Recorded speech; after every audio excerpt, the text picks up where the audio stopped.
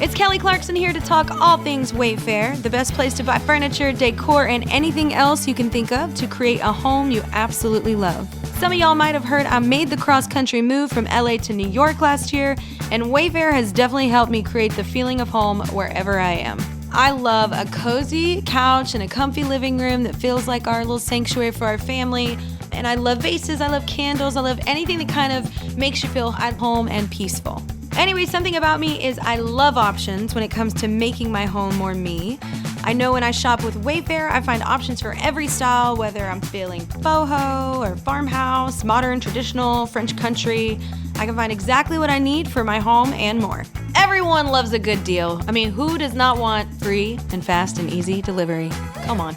No matter your space, style, or budget, shop Wayfair.com to make your home way more you. Wayfair, every style, every home. Pasadena, California, 1952. The kind of quiet neighborhood where people mow their lawns, wave politely to the neighbors, and occasionally hear massive explosions. One of those blasts shattered that calm summer, leaving behind a destroyed lab and a whole lot of questions, plus a body of Jack Parsons. Now, Jack wasn't your average, ordinary guy. He was a rocket scientist. One of them, actually, who helped kickstart space exploration to begin with. But his story isn't just about science. No, it's also got a good dose of sorcery, betrayal, and just enough chaos to make you wonder how it didn't end in flames sooner. This is the story of Jack Parsons, a man who dreamed of taking humanity to the stars, but got taken down by something much darker.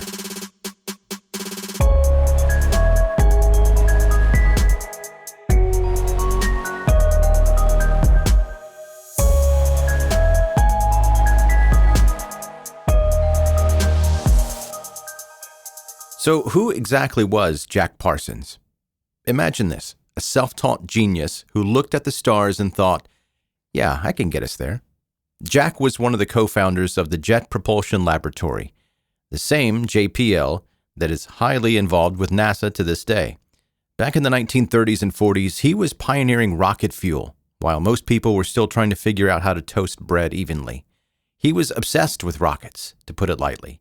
He started blowing stuff up in his backyard, and somehow that spiraled into inventing solid rocket fuel, which would eventually power space exploration. Without him, who knows where we'd be? Probably still throwing paper planes and calling it science. But Jack wasn't just a science guy. No, he had another, let's call it unique passion, the occult. He was a big fan of Aleister Crowley, the infamous occultist who basically made headlines for scarring Victorian society with all things spooky and magical. And Jack didn't just dabble in it a little bit, he went all in. He turned his mansion, nicknamed the Parsonage, into a hub for magic rituals, wild parties, and a rotating cast of very interesting people.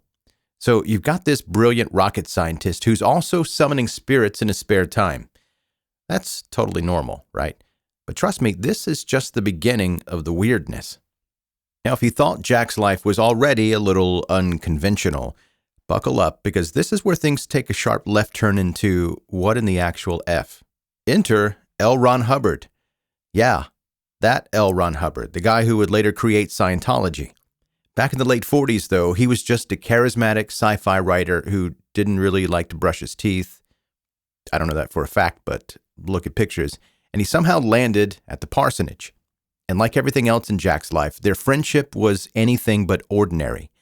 Jack and Hubbard decided to team up for a little project called the Babylon Working. It sounds pretty mysterious, right? That's because it was. This was an occult ritual designed to summon a goddess, specifically the Scarlet Woman, or the female embodiment of divine power. Their ultimate goal, to create a moonchild who would supposedly usher in a new era for humanity. And yes, I know what you're wondering. Did this actually happen? Yes, it actually happened. I wish I were making this up, but here we are. And here's the kicker. While Jack was busy trying to summon cosmic deities, Hubbard was working in a very different kind of magic world. Let's call it the old steal your girlfriend and all your money trick. Hubbard not only ran off with Jack's girlfriend, but scammed him out of $20,000, a huge amount back then, but he used it to buy a yacht. A yacht! The fallout was brutal. Jack was left humiliated, heartbroken, and basically broke. The guy who once dreamed of taking humanity to the stars was now stuck on Earth, picking up the pieces of his life. And honestly, you have to wonder, was this the moment when everything started to unravel? Was Hubbard the one who lit the match on Jack's eventual downfall? Oh, we are just getting started. Fast forward to June 17th, 1952. Jack Parsons is in his makeshift home lab mixing chemicals, as one does, and then, boom, a massive explosion rips through the place. When the dust settles, Jack is found gravely injured, and it's clear he's not going to make it. The official story? A tragic accident. Jack was supposedly working on explosives for a movie special effects job, and something went horribly wrong. But, and this is a big but, theories about what really happened started swirling before the smoke even cleared. Some people think it was a suicide, that after years of personal and professional disasters, Jack just couldn't take it anymore. Others say it was foul play. Remember, this guy wasn't exactly keeping a low profile. He had ties in the occult, espionage, accusations hanging over him, and plenty of enemies who might have wanted to take him out of the picture. And then there's the weirdest theory of all, that it wasn't an accident or a suicide or even murder, but a botched magical ritual. Some people believe that Jack was attempting to perform another occult experiment and that it literally blew up in his face.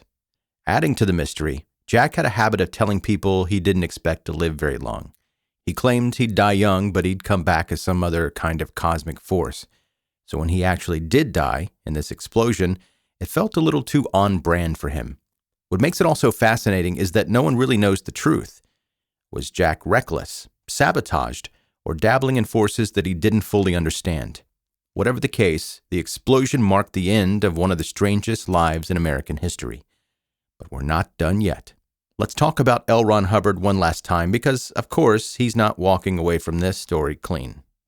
We can't talk about Jack Parsons' downfall without circling back to L. Ron Hubbard because this guy couldn't resist leaving chaos in his wake. After Jack's death, Hubbard's life took a very different trajectory. While Jack's story ended in tragedy, Hubbard was busy building an empire. He went on to create Scientology, amassing followers, fortune, and an impressive collection of bizarre stories about himself. But here's the question that keeps nagging at me. How much of Jack's downfall can we pin on Hubbard? Was it just an unlucky friendship, or did Hubbard intentionally sabotage him? I mean, the guy did steal his girlfriend, his money, and pretty much his dignity, all while playing the role of charming house guest. What's even more bizarre is how their lives mirrored each other in this almost poetic way. Jack burned brightly, fueled by a mix of brilliance and chaos, while Hubbard's rise was methodical, calculated, and, depending on who you ask, opportunistic. They were opposites in so many ways, yet both became legends in their own right, shrouded in myth and controversy. It's not hard to wonder if Hubbard saw Jack as a stepping stone, someone whose ambition and eccentricity made him vulnerable. Was their partnership doomed from the start, or was there something darker at play? We may never know, but it's a question that lingers like everything else in that story. When you look at Jack Parsons' life, it's hard to untangle the genius from the chaos. On one hand, the guy was a pioneer. His breakthroughs in rocket science literally helped humanity reach the stars. Without Jack, we might still be dreaming about space travel instead of actually doing it. But then there's the other side of Jack, the one tangled up in rituals, betrayals, and one of the most bizarre downward spirals you'll ever hear about. His personal life reads more like a cautionary tale than a success story. It's as if Jack couldn't separate the flames of his ambition from the fires that eventually consumed him. Even now, his death is as mysterious as his life. Was it just a tragic accident or something more, something else at play? What about those espionage accusations or his supposed ties to the occult? Every answer raises 10 more questions, which might be why his story still fascinates us today. The irony, of course, is that while Jack's contributions to science are undeniable, his personal life has turned him into a legend in a very different kind of way. Half genius, half cautionary tale, Jack Parsons is the perfect example of someone who lived too close to the edge. And here's the big question I'll leave you with. Was Jack the architect of his own downfall, or just another brilliant mind, chewed up and spit out by people who saw him as expendable? It's a question as haunting as the man himself. He lived a life that burned brighter and faster than most, a man of science and sorcery and everything in between.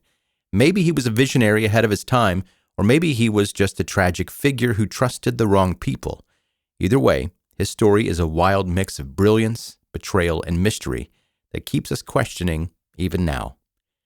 If you enjoyed this dive into Jack Parsons' explosive life, make sure you follow and subscribe 10-Minute Mystery for more stories like this one. Leave a review. It helps other curious minds find the show. And if you're in the mood for something a little darker, check out my other podcast, 10-Minute Murder, where we explore true crime stories that are just as brief and bingeable. Until next time, keep questioning everything.